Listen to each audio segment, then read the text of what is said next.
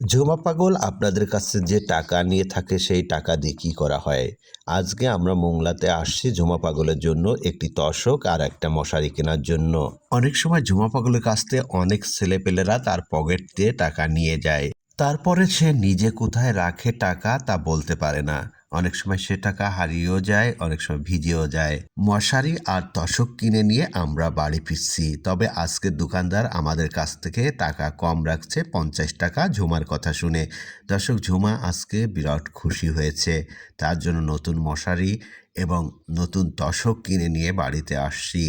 তাই যারা ঝুমাকে সাহায্য করে থাকেন, ঝুমা তাদেরকে স্যালুট জানায়। ঝুমা যে বিরক্ত করে শুধুমাত্র আমাদের বাড়ি না হলে আর কেউ এই বিরক্ত সহ্য করত বলে আমার মনে হয় না। আমার বাবা ওকে রেখে গিয়েছে আমাদের বাড়িতে। রাত 1টা-2টার সময় সে বাসায় ফেরে। সে যদি বাইরের থেকে খেয়েও আসে তাও ঘুম থেকে জাগিয়ে বলবে আমি খেয়ে আসছি, আর যদি না খেয়ে থাকে তাহলে ভাত চায়। প্রতিটা দিন সে ঘুমের বিঘাত করে। আমাদের বাড়ির থেকে তেমন কোনো দুঃখ প্রকাশ করে না এই নিয়ে। আপনারা যে টাকা সাহায্য করে থাকেন ঝুমাকে, সেই টাকা দিয়েই কেনা হলো 850 টাকা একটা মশারি আর একটা তোশকের দাম নিয়েছে। কোথা থেকে আসছে, কিভাবে আসছে, কে তার বাবা মা, আমরা কিছুই জানি না। 30 বছরেরও বেশি সময় ধরে সে আমাদের বাড়িতে আছে। ঝুমার যখন যা লাগে আমাদের বাড়ির থেকে আমাদের ভাইরা দিয়ে থাকে। ঝুমার বয়স হয়েছে, নানান রোগে তাকে আক্রমণ করে, আবার চলার পথে কয়েকবার তার হাত এবং পা ভেঙে গিয়েছে। ও পাগল মানুষ, রাস্তা দিয়ে যাওয়ার সময় ঠিকমতো যেতে পারে না, অনেক সময় তার গার উপরে গাড়ি উঠে যায়।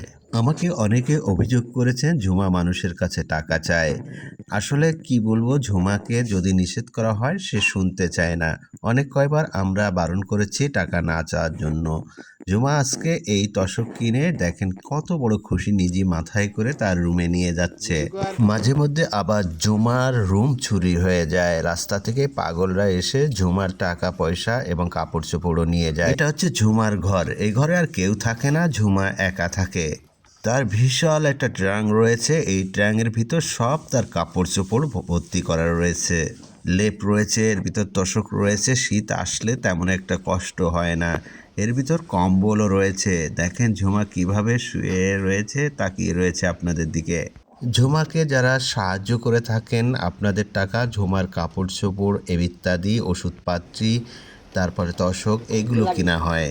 ঝুমা এখন ভালো আছে, আপনাদের দোয়ায় ভালো থাকবেন, সুস্থ থাকবেন সেই কামনাই রইল। দর্শক, আমি বিদায় নিচ্ছি। রুহুল আমিন গুরু, ভালো থাকবেন। আসসালামু আলাইকুম।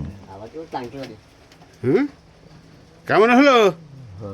ভালো হয়েছে? হ্যাঁ।